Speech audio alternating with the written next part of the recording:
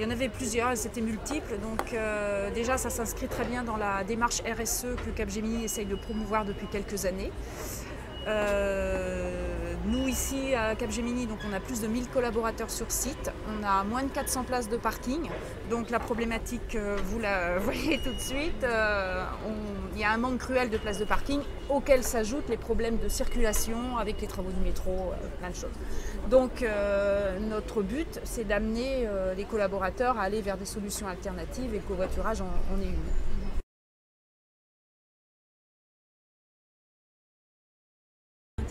C'était d'amener le collaborateur qui, en général, est assez réticent parce qu'il pense qu'il y a plein de contraintes, pendant un mois, d'essayer, peut-être même qu'une fois par semaine pendant un mois, d'essayer un peu plus ou vraiment de se mettre en immersion et de voir comment, lui, ça s'inscrit avec son emploi du temps, avec aller chercher les enfants à l'école et de voir si les contraintes, elles sont surmontables ou pas.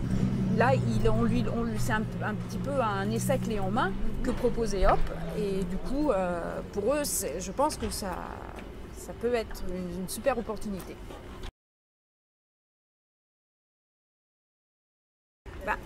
Nous, ce qu'on va faire déjà, on va mettre en place, ça n'a pas encore été fait, j'ai un peu de retard, des places réservées aux covoitureurs.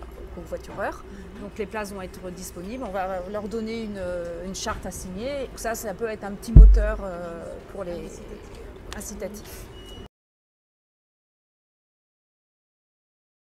Les ambassadeurs ont essayé de parler un peu, mais c'est vrai, je l'avoue, il y a quand même beaucoup de réticence au covoiturage. Donc il faut l'amener. C'est pour ça votre manifestation, là, on leur donne un peu le travail tout mâché. C'est pour eux l'occasion de tester. À partir du moment où certains vont s'engager dans